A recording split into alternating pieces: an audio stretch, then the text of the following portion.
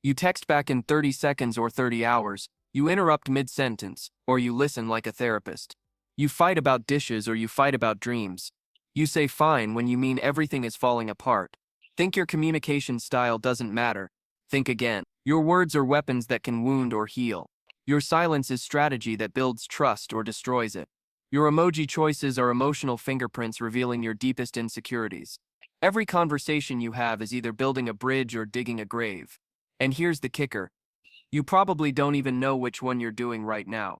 So what separates the couples who make it from the ones who crash and burn?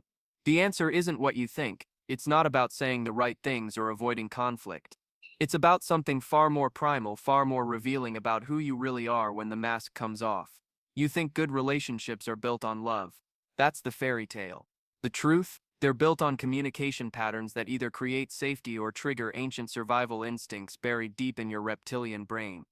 Every fight, every laugh, every awkward pause, every sigh when they walk through the door is your nervous system deciding whether this person is your teammate or your threat. And your communication habits are the scorecard that determines whether you're winning or losing at the game of love. The silent treatment syndrome starts with something that feels powerful but ends in relationship roadkill. When you go silent during conflict, your brain thinks it's protecting you, like a turtle retreating into its shell when danger approaches. But here's what's really happening inside that shell. Your stress hormones flood your system, your heart rate spikes to nearly double its normal rate, and your prefrontal cortex goes offline completely. You're not thinking clearly. You're surviving. Meanwhile, your partner's brain interprets your silence as rejection, triggering their own stress response that can last for hours. Studies show that stonewalling predicts relationship failure with scary accuracy. When one partner shuts down repeatedly, the other partner's nervous system learns to expect abandonment. Your partner's brain starts anticipating rejection even in normal conversations. The silence you think protects you actually programs your partner to see you as unreliable and unsafe. Your silence isn't golden. It's toxic uranium. But here's where it gets interesting. The interruption epidemic reveals something telling about relationship power structures. You know that person who finishes your sentences, who jumps in before you've made your point. Their brain is operating like a hyperactive stock trader, making split-second decisions without waiting for complete information. Chronic interrupting happens when your nervous system is stuck in hypervigilance, constantly scanning for threats or opportunities to assert control. This pattern often stems from childhood experiences where being heard meant fighting for attention. Research indicates that people who interrupt frequently have higher baseline cortisol levels, meaning they're living in constant low-level stress. When you interrupt your partner, you're sending a message that their thoughts aren't worth waiting for. The interrupted partner's brain responds by either fighting back with aggression or shutting down completely. Neither response builds intimacy. Interrupting doesn't make you seem engaged. It makes you seem scared of what the other person might say. The digital disconnect phenomenon shows how modern technology has hijacked our communication instincts. Your response time to texts isn't random. It's a reflection of your attachment style, stress levels, and unconscious priorities. When you take hours to respond to your partner but answer your boss immediately, you're sending a clear message about who matters in your hierarchy of attention. Your brain processes digital communication differently than face-to-face interaction. Without vocal tone, facial expressions, and body language, your nervous system fills in gaps with whatever emotional state you're already in. Anxious people read neutral texts as angry. Depressed people interpret enthusiasm as sarcasm. Studies suggest that couples who rely heavily on texting for important conversations report lower relationship satisfaction than those who prioritize in-person discussions. That emoji you just sent isn't conveying what you think it is. It's being filtered through your partner's current emotional state, past experiences, and stress levels. Digital communication strips away the neurochemical bonding that happens during face-to-face interaction. You're not connecting. You're just exchanging data in an emotional vacuum. The validation vacuum emerges when partners stop reflecting each other's emotional experiences. Think of emotional validation like emotional oxygen. Without it, relationships suffocate slowly. Then suddenly, when your partner tells you about their day and you immediately jump to solutions or comparisons, you're missing a crucial step. Their nervous system is seeking attunement, the feeling that someone else understands their internal experience. Your brain has mirror neurons designed to pick up on and reflect other people's emotions. When you validate your partner's feelings, these neurons fire in synchrony, creating a neurological connection between you. Research shows that couples who practice regular emotional validation report significantly higher relationship satisfaction and lower rates of depression and anxiety. But here's the twist. Validation doesn't mean agreement. It means acknowledgement. You can validate someone's feelings while completely disagreeing with their perspective. When you skip validation and go straight to problem solving, you're treating your partner like a broken machine instead of a human being with emotions. Validation isn't soft. It's strategic relationship engineering. The conflict avoidance paradox reveals why couples who never fight are often the ones most likely to break up in spectacular fashion. Your brain is wired to detect threats, including the threat of abandonment, rejection, and loss of resources. When you avoid all conflict to keep the peace, you're not actually keeping peace. You're accumulating resentment like compound interest on a debt you never planned to pay. Every swallowed frustration, every fake smile, every time you bite your tongue when you should speak up adds another layer to the emotional bomb ticking away in your relationship basement. Healthy conflict triggers the release of oxytocin and dopamine when resolved successfully, strengthening the bond between partners like relationship weightlifting. The stress makes you stronger, but only if you do it right, with respect and genuine curiosity about your partner's perspective. Couples who engage in constructive conflict, where both people feel heard and respected even when they disagree, show increased levels of relationship satisfaction over time. But avoidance creates a different neurochemical pattern entirely. Your unexpressed frustrations don't disappear into thin air. They ferment in your subconscious like fruit rotting in the back of the fridge, slowly poisoning everything around them. Ignored problems don't get better with time. They metastasize. Meta-analyses show that couples who avoid conflict entirely are actually at higher risk for sudden relationship collapse than couples who argue regularly but respectfully. Peace without honesty isn't peace. It's an emotional time bomb with a very long fuse. The repair attempt recognition factor separates relationship survivors from relationship casualties.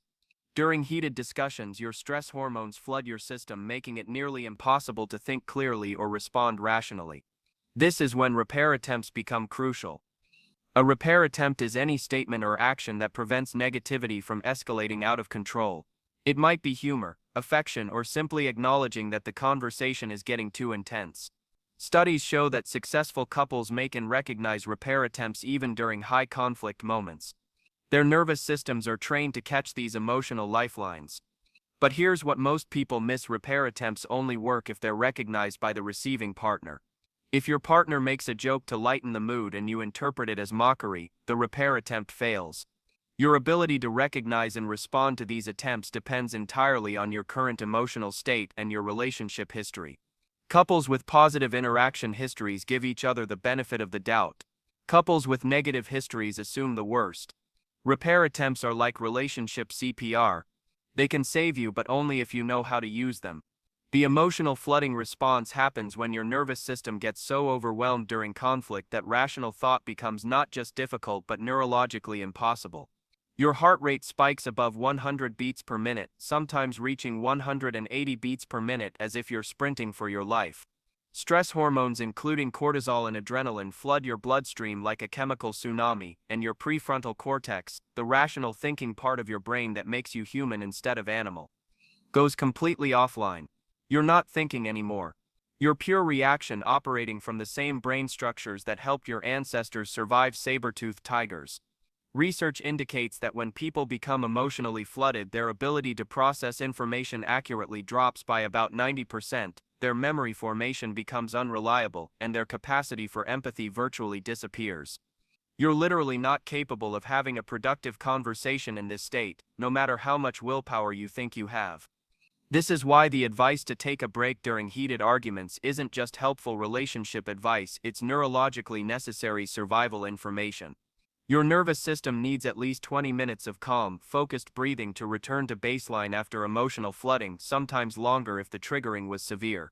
But here's the key that most couples miss: you have to actually use that time to calm down through specific physiological techniques, not to rehearse your comeback arguments or build your case for why you're right. Successful couples recognize the early warning signs of flooding before it happens and have detailed agreements about how to pause and reset without it feeling like abandonment or defeat. They treat emotional flooding like a medical emergency that requires immediate intervention because neurologically that's exactly what it is. Flooding doesn't make you weak or overly sensitive. It makes you human with a nervous system designed for survival. The appreciation deficit creates a downward spiral that starts slowly but accelerates quickly like a relationship avalanche. Your brain has a negativity bias that evolved over millions of years, meaning you naturally notice problems, threats, and dangers more than positives or opportunities. In relationships, this ancient survival mechanism means you're more likely to remember the 3 dishes your partner left in the sink than the 300 things they did right that week. This isn't a character flaw or a sign that you're ungrateful, it's evolution in action. Your ancestors who noticed dangers and threats survived longer than those who spent their time admiring flowers while predators approached. But this survival mechanism becomes relationship poison when left unchecked in modern love. Studies show that stable couples maintain a ratio of approximately 5 positive interactions for every negative one during normal times, and this ratio needs to increase to 20 to 1 during conflict recovery periods. This doesn't mean you need to be fake or overly sweet or ignore real problems. It means you need to intentionally notice and acknowledge the good things your partner does with the same intensity that you notice their mistakes. Your brain literally rewrites itself based on what you consistently pay attention to, creating neural pathways that become stronger with repetition. Focus on criticism and you'll become a criticism detector whose radar is constantly scanning for flaws. Focus on appreciation and you'll become an appreciation generator whose brain automatically notices efforts and improvements. The most successful couples aren't the ones without problems or perfect partners. They're the ones who notice the good stuff more than the bad stuff and express that noticing regularly. Appreciation isn't optional nice-to-have behavior, it's critical relationship maintenance. The criticism cascade reveals how negative communication patterns create self-fulfilling prophecies that destroy relationships from within. When you criticize your partner's character instead of addressing specific behaviors, you're not just expressing frustration. You're programming their brain to see themselves as fundamentally flawed and you as someone who finds them inadequate. Criticism attacks the person's identity rather than addressing the problem, triggering shame responses that shut down learning and growth. Your partner's nervous system interprets character criticism as a threat to their very survival, activating defensive mechanisms that make them less likely to hear your actual concerns or change their behavior. Instead of saying "you never listen to me," which attacks their identity as a listener, successful couples say, "When I was telling you about my day and you kept looking at your phone, I felt unimportant." The difference isn't just semantic politeness. It's neurological precision that allows your partner's brain to process the information without going into defensive mode. Research shows that criticism is one of the strongest predictors of relationship failure because it erodes the criticized partner's self-esteem and creates resentment in the criticizing partner when their attacks don't produce the desired changes. Criticism doesn't motivate improvement. It motivates self-protection. Your communication habits aren't just preferences, they're predictions written in neurochemical code. They're telling you exactly where your relationship is headed, whether you want to know or not. The couples who make it aren't the ones who never fight or never disagree. They're the ones who've learned to turn their nervous systems into allies instead of enemies. Most people are sleepwalking through their relationships, running on communication autopilot learned from childhood without questioning whether those patterns actually create the love they want. So what kind of communicator are you really? Are you building bridges of understanding or digging graves of resentment with every conversation? Are you feeding your partner's nervous system with safety signals or stressing it out with unpredictability and criticism? If this made you think about your own relationship differently, hit that like button and let me know in the comments which communication habit you recognize most in yourself. Subscribe for more insights into the hidden psychology behind love and relationships, and share this with someone who might need to hear it. Remember, awareness is the first step to change, but only if you're brave enough to look in the mirror.